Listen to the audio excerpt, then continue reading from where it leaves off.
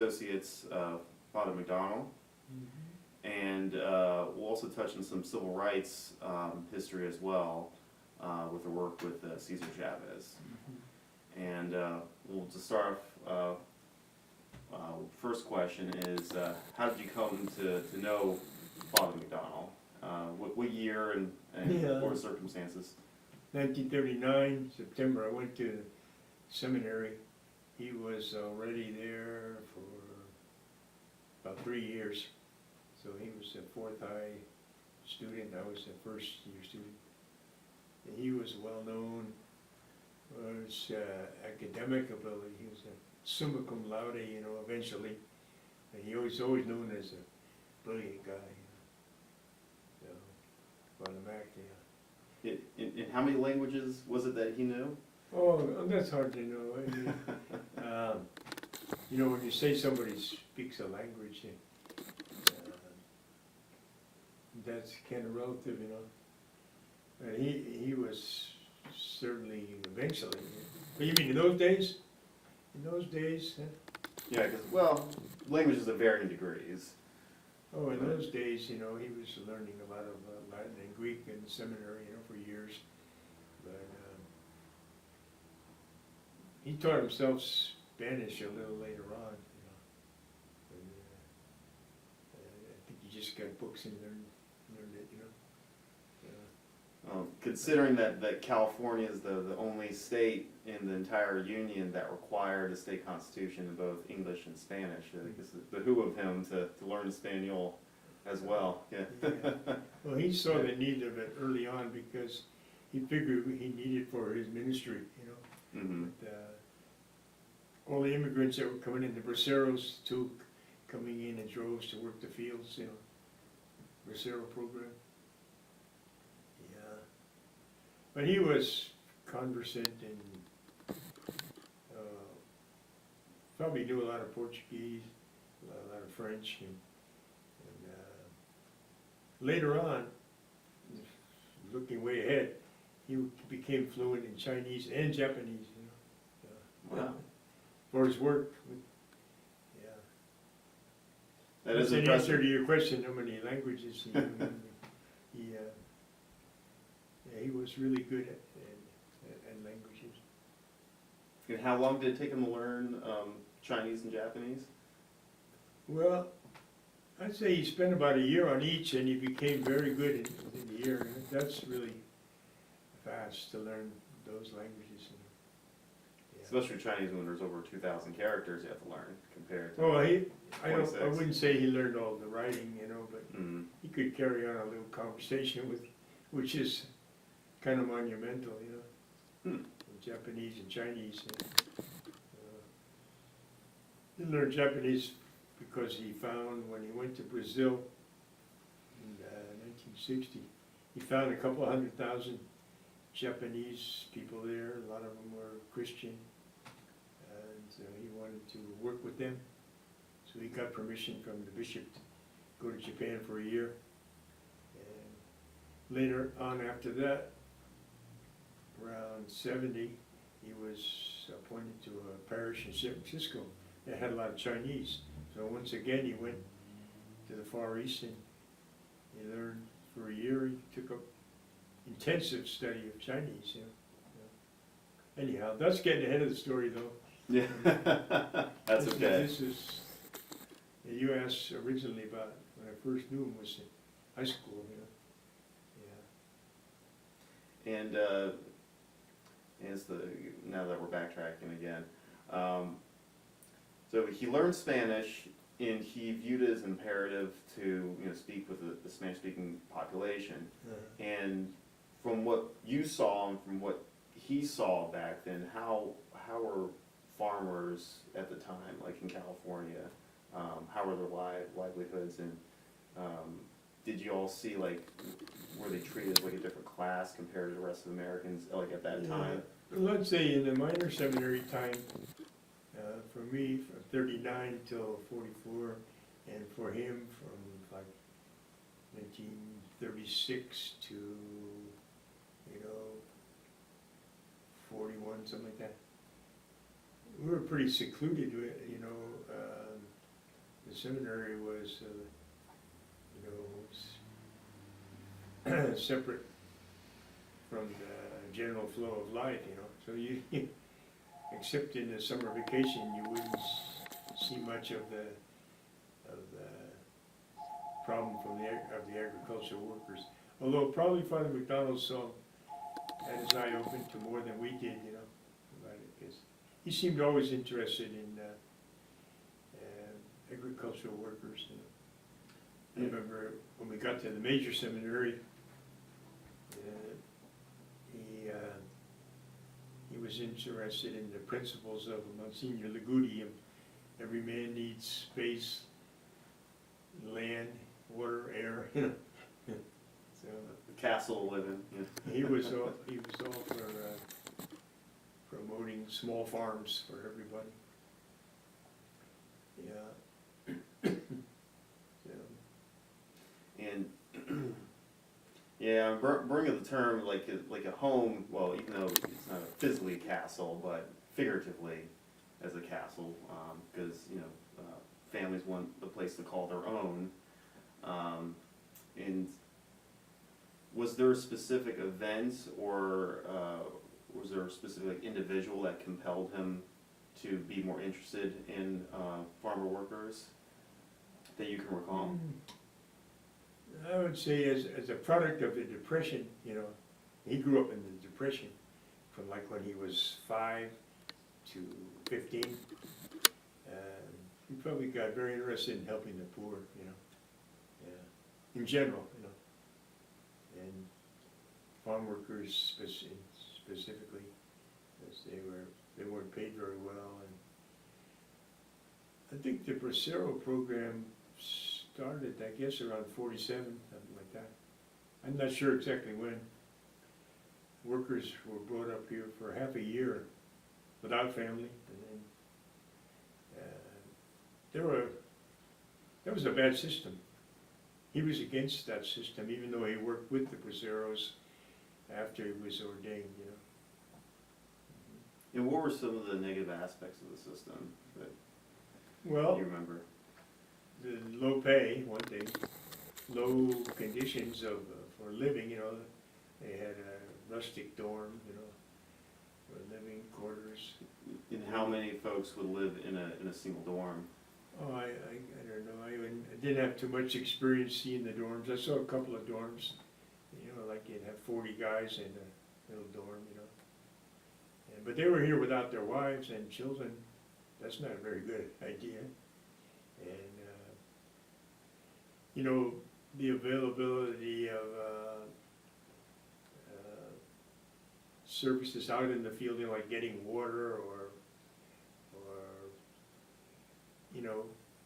the bathroom facilities, and everything was kind of rustic, They weren't very well treated.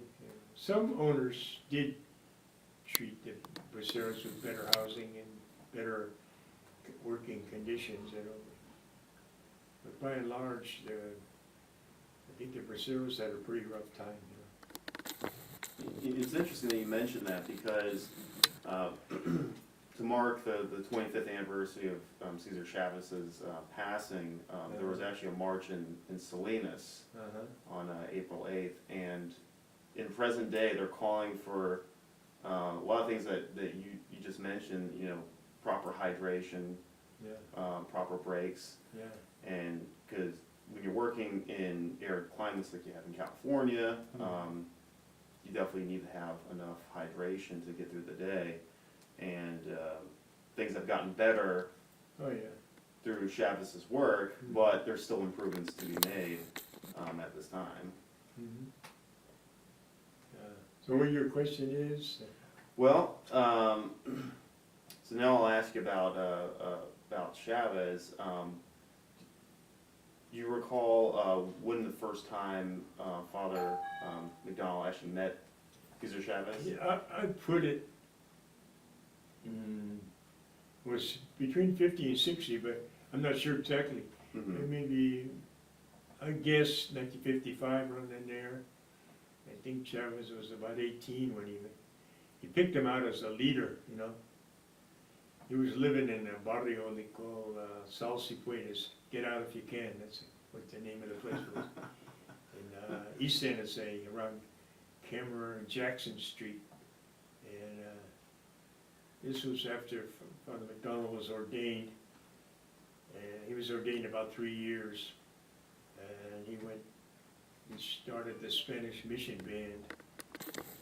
4 or 5 priests were as a team to work among the Spanish-speaking of 13, well, the Diocese of San Francisco had 13 counties, but about 4 or 5 counties had a large Mexican population, so that Spanish mission band was going to work among them. So, and he assigned himself to Santa Clara County. They got permission from the Archbishop to they wouldn't have to work with specific parishes, but to work at whole areas. Yes. They zeroed in on the Bracero camps. They worked.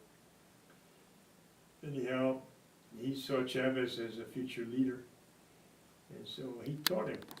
He taught him social justice. Chavez says that in his book, Welga, I told you. Yes. He said, I remember I made note of the page 66. He said, the beginning of my learning about social justice was with Father McDonald. Well, the beginning of my education in social justice was with Father Donald McDonald, East San Jose. He said that. You know. Wow. That's a pretty good testimony. Of what compelled him into the movement. Pardon? Of what compelled him into the movement. Yeah, Supporting yeah, farmers' rights. I think that might have, of course he had been a field worker as a kid, you know, I don't know where it was, in New Mexico, Arizona, I forget. And so he knew about tough conditions, you know. I believe it's Arizona since he had family out there. I'm not sure, yeah. So.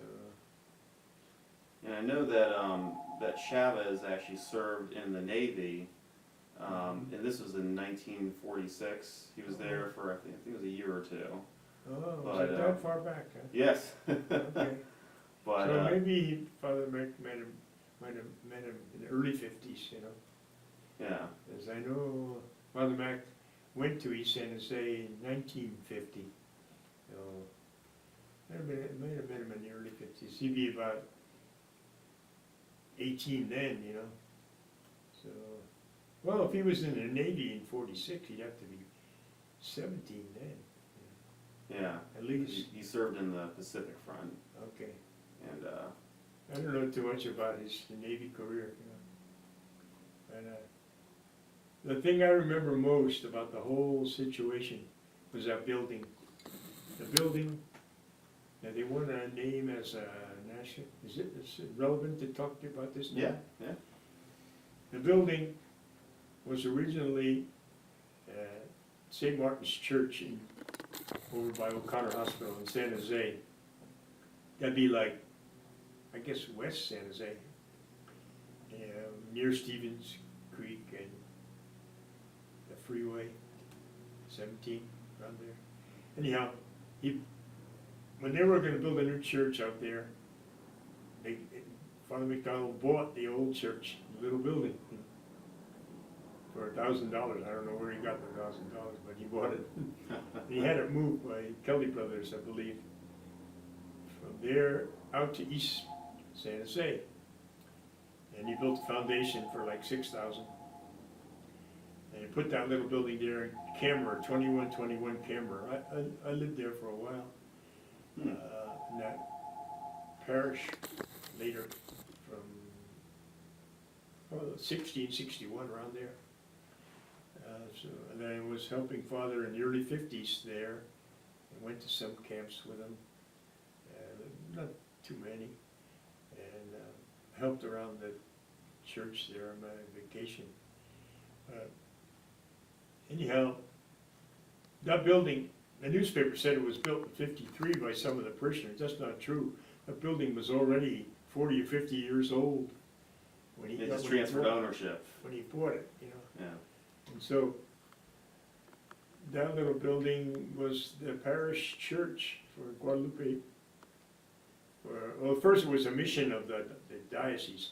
Later on, in 1960, it became a parish, but he was situated there as his mission headquarters from 51 to 61. 51 is about 10 years. And anyhow, in 68, 100 parishioners literally built it, you know, with their own hands. They built a new church, beautiful. You can see it now. It's a San Antonio road. And so they moved the little church building, which had been St. Martin's. They moved that and made it into a hall. They moved it a block to be next to the new big church, and that's where it is now. You know, That's the Guadalupe building Church. that they're trying to, Zolofkin's trying to get it to be named as a national monument. It's already a state monument, I think, California state monument, which Yeah. is pretty nice, you know? Yeah. We could always up it. Pardon? We could always up it to national, so. Yeah, well, I think Zolofkin very interested working on that. Good for her, you know? Absolutely. So that's the main thing I knew about Father Mac and Cesar Chavez. I hardly ever met Cesar. I met him once. I went to Dakota and to see him, you know. It was quite a thrill, you know, talk to him. It was a brief encounter. Yeah, just, you know, a little chat, you know. You remember what he said to you at the time? No, but he knew Father Mac, you know. He liked Father Mac, you know. Everybody called him Father Mac out there. He knew hundreds of people in East San Jose, Father Mac did. Yeah. He was a fabulous pastor besides a labor organizer, you know. And Chavez was a good friend of Father Mac's, his sister said, you know. Oh, Rita Chavez, yeah. Yeah. And Cesar used to go around with Father Mac and helping him in different missions, you know, for quite a while. I don't know how many years, but he was a good friend of Father Mac.